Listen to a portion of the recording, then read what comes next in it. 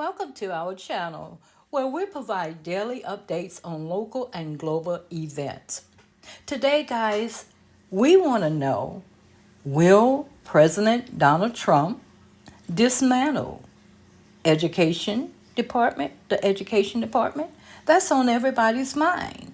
So let's take a listen into what is being said in regards to the education department. President Trump signed an executive order today establishing a task force for the 2026 FIFA World Cup.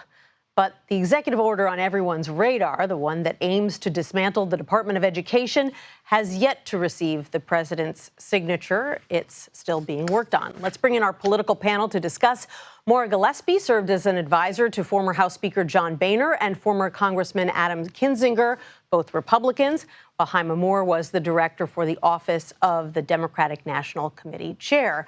Welcome to both of you. Great to see you. Let's start out, Maura, by talking about that executive order on the Department of Education, essentially aiming to dismantle it. I would imagine that there are Democratic and Republican lawmakers alike getting an earful from governors around the country, school boards around the country who are wondering what's going to happen to all the federal funding that passes through the Department of Education to schools in low-income areas, to schools to help them educate children with disabilities, student loans, and all the rest.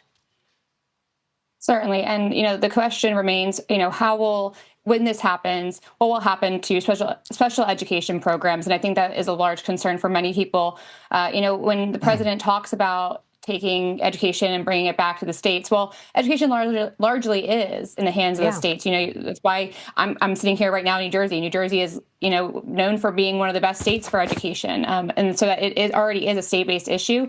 So I think there are still some concerns that need to be ironed out. And that's probably why he hasn't signed that executive order, because a plan needs to be put in place. What happens to those programs? It's like special education. What happens to some of those grants? And I think that that's not being, at least, communicated to us as to what that plan is. And if it hasn't been sorted out yet, it certainly needs to before he signs anything that would dismantle an entire department. Yeah, there's this misperception out there that the Department of Education meddles in state and local decisions about education, but actually they're prevented from doing so by law. So, Jaime, why aren't Democrats out there shouting from the rooftops about this? I mean, education is one of the most popular things there is. Yeah. I mean, if you remember, Nancy, the Democrats were at the Department of Education just a few weeks ago in their first protest. But that's not the thing that Democrats need to do. I think Democrats have to do what they're doing right now. They have to figure out a plan that's going to systematically address what Donald Trump's trying to do across government, not just education. But look, this is about competitiveness. I've talked to teachers and principals, even business owners across the country, and they're concerned that we're not going to be as competitive against China and other folk around the world. And so this is not just about taking a department down and restructuring government. This is about making sure that we're preparing our kids to compete on the global stage for generations.